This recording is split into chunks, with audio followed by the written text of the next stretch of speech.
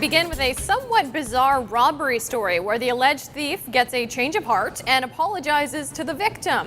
Police say a 44-year-old man went into this gas station on Keewatin Street yesterday morning saying he had a weapon and demanded money. The clerk did not give him anything and the suspect left, only to come back and apologize to the clerk while officers were on scene. He was charged with robbery, though police say his actions may not go unnoticed by a judge. Remorse is one of the things that the justice system looks at. Whether that would be the case in this incident or not, I'm not sure. Police later identified the suspect as Larry Davies. Davies is known to police but does not have any previous robbery charges. Canada's chiefs of police have wrapped up their conference in Winnipeg by calling on governments to step up and provide adequate care and facilities for the mentally ill. The chiefs say a lack of health care funding is putting the mentally ill on the street, sometimes without the proper supports. Association President Jim Chu says the number of people police have apprehended under the Mental Health Act has more than quadrupled since 2002. We went from the agency of last resort to the mental health service agency of first resort. And that's wrong. That's failing those who are mentally ill and who deserve better care. The chiefs say police forces across the country are investing in education and developing new models to improve responses, some of which include using mental health professionals in their response unit. They also announced an initiative with the Mental Health Commission to identify new opportunities and promote best practices.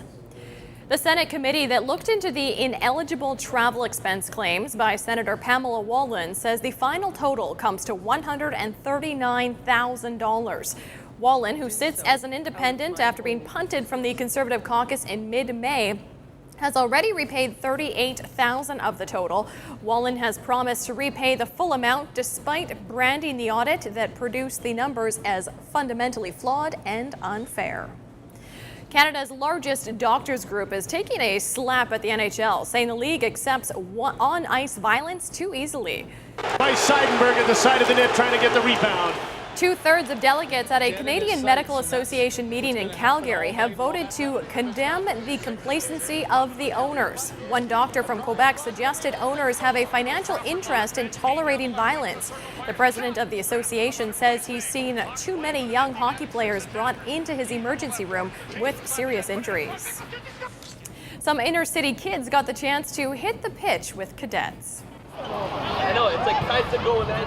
The Winnipeg Police Cadets, along with Central Neighborhoods Development Corporation, West End Biz, and the For Life Foundation, teamed up for the third annual Kicking It with Cadets at Central Park for a game of soccer. The police service says community events like this help build relationships and keep a safe place for kids through a consistent presence. Central Park for the Cadets is one of our major beat areas that we walk. So we like to give the kids a different perspective of us. We're not in uniform, we're just wearing our t-shirts. And it's just building relationships and creating a culture of safety for the kids and everybody in the area. Kids also got the chance to meet some Blue Bombers, check out a Winnipeg police cruiser, and earn some prizes like soccer balls and frisbees. We're taking a quick break here on BT. Coming up right afterwards, we'll check in with Drew Kozub, who's at A&W on Keniston for Cruising for a Cause. Stay tuned. This is crazy, but here's my number. So call me maybe. It's hard to look right at your